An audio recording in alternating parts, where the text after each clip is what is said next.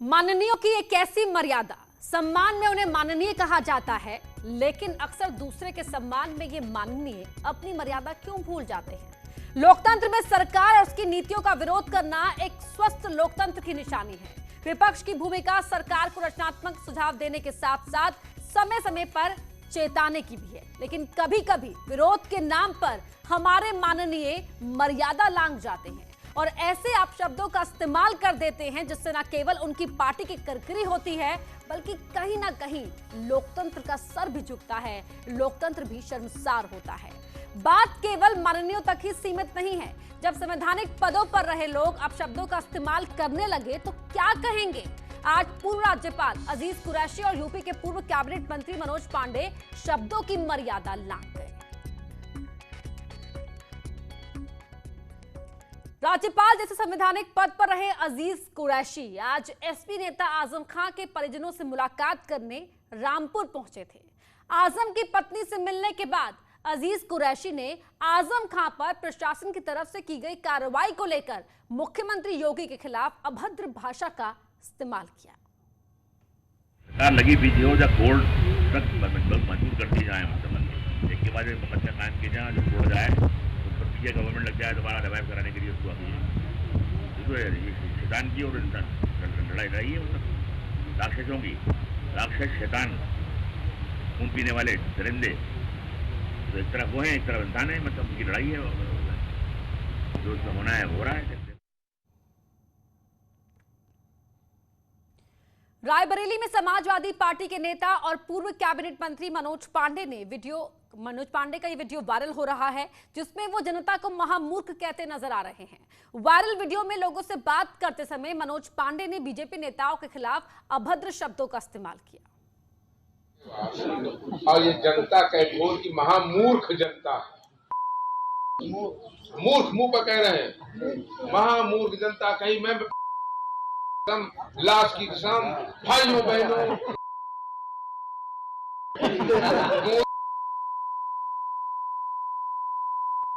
जितने लोगों का पैसा उसने निकलवा दिया, कुछ तो उनका इंतजाम अभी होगा। रुके रहो, सरकार 22 में बनने जा रही है। पूर्व राज्यपाल अजीज कुरैशी के बयान की बीजेपी और कांग्रेस दोनों ने ही निंदा की है। कांग्रेस और सपा में इतनी हताशा और निराशा है कि एक दूसरे से घटिया बयान देने की होड़ लगी हुई है।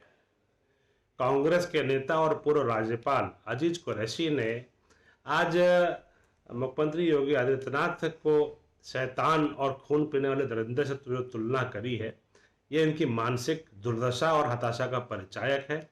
ये उसी तरीके से है जिस तरीके से पूर्व उपराष्ट्रपति हामिद अंसारी ने कहा था कि मुसलमानों को डर लगता है। ऐसा बयान नहीं देना चाहिए, क्योंकि आप राज्यपाल रहे हैं और राज्यपाल रहने के बाद में इस तरह की भाषा का प्रयोग अनुचित है। लेकिन जिस तरह से योगी आदित्यनाथ जी ने समाज में जहर बोने का काम किया है, ध्रुवीकरण की सियासत की है, एक लगातार एक विशेष वर्ग को आपने उत्पीड़ित किया है, तो आज उत्तर प्रदेश की जनता आपसे पूछती है कि आप संवैधानिक पद पे हैं, फिर भी आप ऐसी भाषा का प्रयोग करते हैं। माननीयों की इसी अभद्र भाषा पर चर्चा करने के लिए हमारे साथ एक खास गेस्ट पैनल जुड़ चुका है। ब्रजेंद्र कुमार सिंह जी हैं, प्रवक्ता है कांग्रेस के, वो जुड़ चुके हैं। एसपी के प्रवक्ता अनुराग भदौरिया जी जुड़ चुके हैं। आलोक अवस्थी जी बीजेपी का पक्ष रखने के लिए जुड़ चुके हैं। मनीष गुप्ता है, राजनीतिक विश्लेषक, वो भी जुड़ चुके हैं। आप सभी का बहुत बहुत स्वागत है। अनुराग भदौरिया जी, सीधा सवाल आपसे, जो मनोज पांडे या अजीज कुरैशी ने जिस तरह के शब्दों का इस्तेमाल किया है, क्या कहेंगे उस पर आप? देखिए, उत्तर प्रदेश के अंदर में भारतीय जनता पार्टी बुनियादी सवालों का तो जिक्र करती है और जो बुनियादी सवाल है उस पर चर्चा नहीं करना चाहती है। अगर भाषा पे जाओगे तो आपको बहुत चीजें हम लोग बहस करने बैठ जाएंगे। उपेंद्र तिवारी की बात करने लगेंगे, जो बलिया में क्या कह रहे थे, आप भी जानते हैं, हम भी जानते हैं। वो तो बहन बेटी बदलने तक की बात कर रहे थे, इससे ज्यादा तो घटिया बात कुछ हो नहीं सकती। सीधा सवाल मैंने आपसे किया कि मनोज पांडे ने जिस तरह के शब्दों का इस्तेमाल किया या अजीज कुरैशी ने शब्दों का इस्तेमाल किया, क्या कहेंगे उस पर? उपेंद्र तिवारी, सुन तो लीजिए, अब आप सुनने को तैयार नहीं, क्या एजेंडा चलाना तो बोल दीजिए, मैं आपका एजेंडा अनुराग जी मैं सुनूंगी नहीं ना आपसे, पहले जवाब तो दीजिए सवाल का। उपेंद्र तिवारी, तो नहीं, क्यों नहीं सुनेंगे? उपेंद्र तिवारी किसी की बहन बेटी की बात करेंगे, आप नहीं सुनेंगे? अरे जब उपेंद्र तिवारी के बोल बिगड़े तो उनसे उस पर भी सवाल किया गया था, उस वक्त भी चर्चा की थी हमने। आज अजीज कुरैशी साहब ने जिन शब्दों का इस्तेमाल किया या मनोज पांडे ने जो कहा, उस पर क्या कहेंगे? मैं आपसे क्या, मैं पूरी बात बोलने दीजिए, आपको जवाब मिल जाएगा। पहले बात पूरी बोलने दीजिए, आप एजेंडा मत चलाइए। मैंने बोला भाषा की कोई एजेंडा नहीं चला रही है, आपका एजेंडा होता है डिरेल करने का, डिस्कशन नहीं नांगनी चाहिए। अरे मेरी बात तो सुन लीजिए, तो आप बोलने नहीं दे रही तो मैं क्या बोलूंगा आपकी? बोलिए, बोलने दोगे तभी तो। भाषा की मर्यादा राजनीति में होनी चाहिए। हाँ देखिए, भाषा की मर्यादा राजनीति में होनी चाहिए, ये बहुत जरूरी है। लेकिन भाषा की मर्यादा तब से तार तार हुई है जब से भारतीय जनता पार्टी इस देश के अंदर में आई है। आपने कितनी बार, मैंने आपके नाम लेके बोला, क्या बोल रहे थे उपेंद्र तिवारी? माननीय अंबिका चौधरी के लिए क्या बोल रहे थे कि बहन बदल के आए, क्या बेटी बदल के आए? इस तरह की भाषा का इस्तेमाल उत्तर प्रदेश का मुख्यमंत्री करता है, जहां हमारी संस्कृति संस्कार के खिलाफ है। क्या कार्रवाई की उत्तर प्रदेश के मुख्यमंत्री जी ने? उत्तर प्रदेश के मुख्यमंत्री जी खुद ऐसी भाषा का इस्तेमाल करते हैं खड़े होके। इनके मंत्री क्या सदन में खड़े होके बोलते हैं, माँ का दूध पिया हो? तो ये भाषा है मंत्री जी की, माँ का दूध पिया हो? तो क्या सस्पेंड किया उन्होंने? मैं आपसे पूछना चाहता हूं, उत्तर प्रदेश के अंदर में जब से इनके साक्षी महाराज किस तरह की भाषा का इस्तेमाल करते हैं, कभी आपने एक्शन लिया? उत्तर प्रदेश के मुख्यमंत्री खुद इस तरह का भाषा का इस्तेमाल करते रहते हैं। तो मैं कह रहा हूं, उत्तर प्रदेश के अंदर में जब से भारतीय जनता पार्टी की सरकार आई है, यहां पे भाषा की मर्यादा भूली है और ये सिर्फ ध्यान भटकाने का काम करते हैं। उत्तर प्रदेश के अंदर बच्चों की मौतें हो रही है, सरकार बात नहीं करना चाहती, तो तानाशाही नहीं तो क्या है? अगर पत्रकार उसके ऊपर खबर लिख देगा तो उसको जेल भेज देंगे। कमाल की बात कर रहे हैं। यहाँ कोविड काल में लोगों की मौतें होगी, उस पर चर्चा नहीं करने को तैयार है। बच्चियों को गोली मारी जा रही है, उस पर चर्चा करने को तैयार नहीं है। यानी कि अगर वो इस तरह के शब्दों का इस्तेमाल कर रहे हैं तो क्या आप डिफेंड करते हैं, जिस तरह से मनोज पांडे ने कहा, अजीज कुरैशी ने कहा? लेकिन आपका सवाल आलोक अवस्थी जी से मैं ले लेती हूँ। आलोक अवस्थी जी, जब से बीजेपी की सरकार आई तब से इस तरह के शब्दों का इस्तेमाल हो रहा है, इस तरह के बयान सत्ता पक्ष के लोग खुद दे रहे हैं। सीधा आरोप है अनुराग भदौरिया का।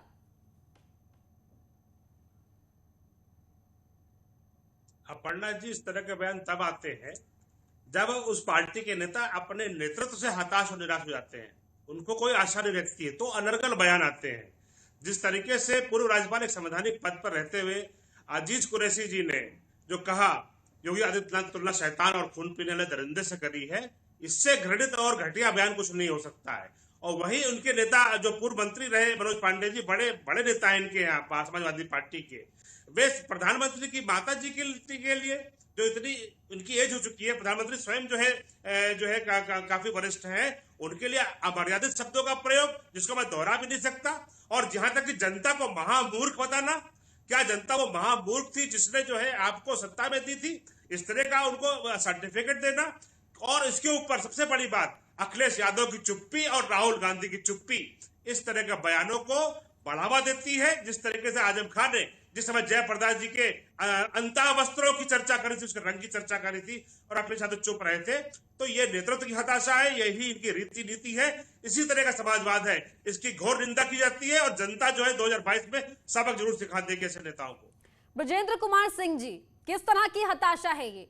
किस तरह की कोशिश होती है ये माहौल बनाने की कि इस तरह के बयान दिए जाते हैं? संवैधानिक पद पर जो शख्स रह चुका हो वो इस तरह के शब्दों का इस्तेमाल करता है उस शख्स के लिए जो संवैधानिक पद पर इस वक्त मौजूद है।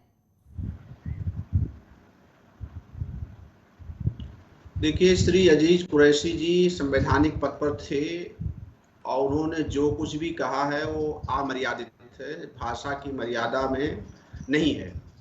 लेकिन श्री नरेंद्र मोदी जी शायद अभी संवैधानिक पद पर हैं जहां तक मैं जानता हूं, और श्री साक्षी महाराज जी, श्रीमती निरंजन ज्योति जी और श्री गिरिराज सिंह जी, ये सब शायद संवैधानिक पद पर अभी हैं। उन्होंने राजस्थान के चुनाव में अभी इसी 19 में श्री नरेंद्र मोदी जी ने कांग्रेस के अध्यक्ष को कहा, कांग्रेस की विधवा अभी वोट मांगने आई थी, गिरिराज सिंह ने उनको जर्सी गाय कहा, साक्षी महाराज ने अभी 10-15 दिन पहले कल्याण सिंह जी के उसको शोक को लेकर के कुछ शब्दावली का प्रयोग किया जिसे मैं दोहराना नहीं चाहता।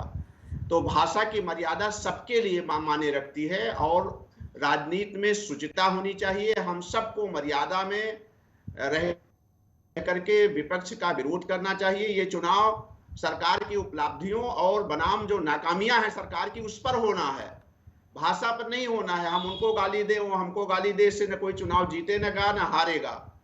ये उत्तर प्रदेश इस समय त्रस्त है बिल्कुल, जिन भीषण मुद्दों महंगाई को से। लेकर जमीन हवाई पर चप्पल उतरने और का बनियान दावा खरीदने करती की है हैसियत पॉलिटिकल नहीं है। पार्टीज, वो मुद्दे ही हवा हवाई हो जाते हैं। मनीष गुप्ता जी, ऐसा क्यों होता है?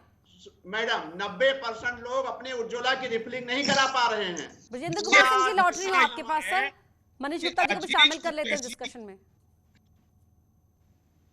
जैसे अजीज कुरैशी कांग्रेस के एक वफादार कार्यकर्ता रहे, पूरी जिंदगी कांग्रेस की सेवा की, और जब ये उत्तराखंड के राज्यपाल बनाए गए, इन्होंने स्पष्ट कहा कि मुझे वफादारी का इनाम मिला है और मैं इसलिए राज्यपाल बनाया गया हूं। अपनी वफादारी का मिला है ना, अब ये उसको चुकाने के लिए आए हैं। इस तरह के राजनीतिक तौर पर कर ये कांग्रेस को माइलेज दिलाना चाहते हैं। ये प्रियंका गांधी जी और अजीज कुरैशी दोनों की मिलीजुली साजिश है। ये जो बयान है, ये साजिश है कांग्रेस को आगे लाने के लिए।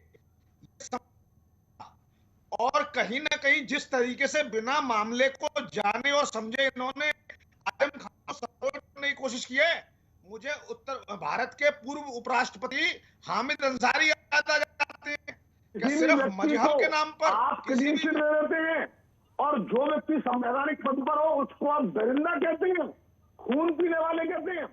अरे शर्म नहीं आती? 81 वर्ष की उम्र में भी अगर ऐसी बात करते हैं, मैं समझता हूं लीनियंसी ना बरतकर देश के कानून को अपना काम करना चाहिए।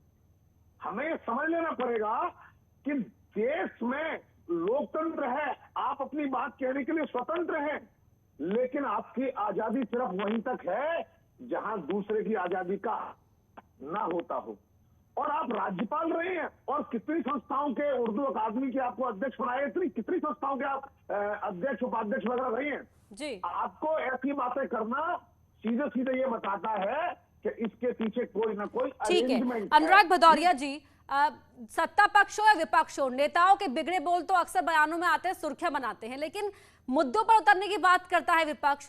तो क्या ये मैसेज हर पार्टी की ओर से हर अपने नेताओं को नहीं जाना चाहिए कि आप मुद्दों पर रहिए ना?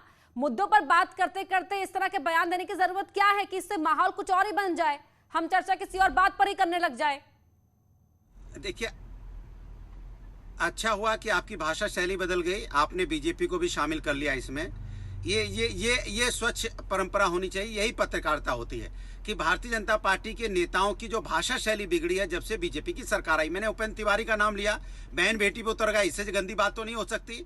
आपने अभी हमारे कांग्रेस साथी ने तो गिनाई दिए सारे नाम, हमने आपको पहले ही नाम गिना दिए थे कि, और हमने तो ये भी बता दिया कि तो संवैधानिक पद पे बैठे हैं ये लोग, अभी भी बैठे हैं, जो मंत्री भी हैं सरकार में, वो सदन के अंदर माँ का दूध पीने की बात करने लग जाते हैं। सोचिए आप, ये भाषा शैली है क्या? सोचो आप, बहन बेटी की बात करने लग जाते, ये भाषा शैली की जो हम आपके डिबेट में बोल भी नहीं सकते। वो जो आप दूसरों की तो भाषा बोल भी सकते हो, तो हम बोल भी नहीं सकते ऐसी भाषा शैली का भारतीय जनता पार्टी के नेता जो संवैधानिक पद पे बैठे इस्तेमाल करते हैं, क्योंकि वो मुद्दों पे राजनीति नहीं करना चाहते। मुद्दों पे राजनीति करेंगे कैसे? क्योंकि यहाँ बच्चों की मौतें हो रही हैं। अभी बीजेपी प्रवक्ता बैठे, पूछो कितनी मौतें हुई, तो अभी डिबेट छोड़ के भाग जाएंगे। पूछो अभी बच्चों कितनी मौतें हुई, पूछिए इनसे, डेंगू से बच्चों कितनी मौतें होंगी उत्तर प्रदेश के अंदर में, यही डिबेट रोक देते हैं। पूछिए कितनी मौतें होगी। जरूर सवाल पूछती में समय इतना ही है मेरे पास। बहुत शुक्रिया आप सभी का इस चर्चा में शामिल होने के लिए, लेकिन सवाल यहीं पर अभी बना हुआ है कि देखिए, मुद्दों पर जो बात करता है उसके बाद जनता तक पहुंचती भी है, लेकिन फिर मुद्दों पर बात करते करते भटक क्यों जाते हैं, बोल बिगड़ क्यों जाते हैं। रुक रहे एक छोटे से ब्रेक के लिए।